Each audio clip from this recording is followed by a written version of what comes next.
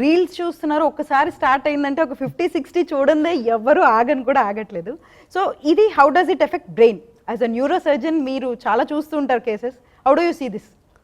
దీనికి జస్ట్ అసలు ఇది ఎందుకు జరుగుతుందో అర్థం చేసుకోవడానికి ముందు ఒక చిన్న basic few things will discuss. Okay.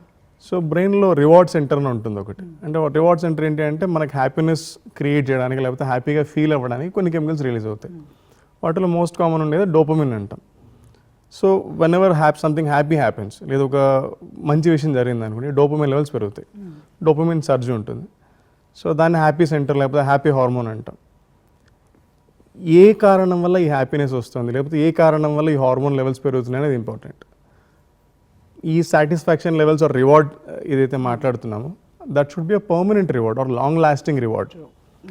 ఇప్పుడు మంచి రెస్టారెంట్కి వెళ్ళి మంచి ఫుడ్ తిన్నాం అనుకోండి, కాసేపే, బట్ అదే similar type of experience you watch a movie, that experience will last for 3 hours.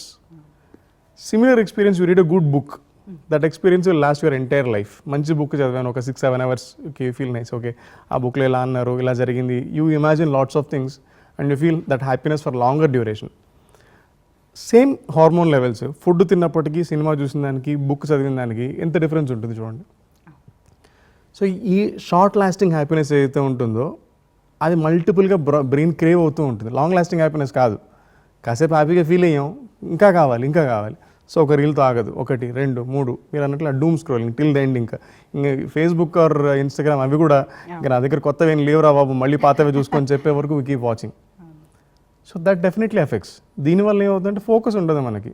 So ఆ టెంపరీ హ్యాపీనెస్ కోసం బ్రెయిన్ క్రేవ్ అవుతూ ఉంటుంది. So you have to train your brain so that it is not craving for that short lasting or temporary happiness.